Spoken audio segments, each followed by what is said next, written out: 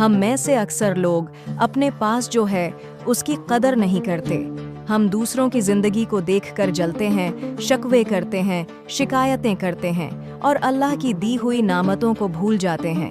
کبھی کسی کا گھر دیکھ کر افسوس کرتے ہیں، کبھی کسی کی گاڑی، لباس یا زندگی سے اپنی زندگی کو کمتر سمجھتے ہیں، لیکن یہ نہیں سوچتے کہ جس چیز کو ہم معمولی سمجھتے ہیں وہ کسی دوسرے کی سب سے بڑی خواہش ہو سکتی ہے۔ کیا ہم بھول گئے کہ ہم چل سکتے ہیں، بول سکتے ہیں، ہمارے پاس کھانے کو ہے، پہننے کو ہے، رہنے کو ایک چھت ہے؟ یہ سب بھی تو نعمتیں ہیں۔ اللہ فرماتا ہے، اگر تم شکر کرو گے تو میں تمہیں اور دوں گا، اور اگر ناشکری کرو گے تو میرا عذاب سخت ہے۔ تو پھر سوچو، ہم شکر کرتے ہیں یا ناشکری؟ آج سے، ابھی سے اپنی زندگی میں شکر کو اپنائیں، کیونکہ شکر کرنے والا کبھی محروم نہیں رہتا۔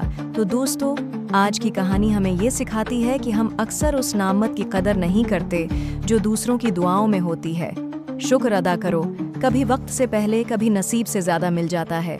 اگر یہ کہانی دل کو لگی ہو تو ایک بار ضرور سوچنا کہ ہم واقعی شکر گزار ہیں یا صرف شکایت گزار، اور اگر واقعی دل کو فرق پڑا ہے تو اس ویڈیو کو آگے ضرور شیئر کرنا، شاید کسی اور کا دل بدل جائے۔ اگلی کہانی میں ہم بات کریں گے، ماں کی دعا کبھی خالی نہیں جاتی، ایسی کہانی جو آنکھوں میں نمی لے آئے گی۔ تب تک اللہ کا شکر ادا کرتے رہیں اور حقیقت کی بات کے ساتھ جڑے رہیں۔ اللہ حافظ۔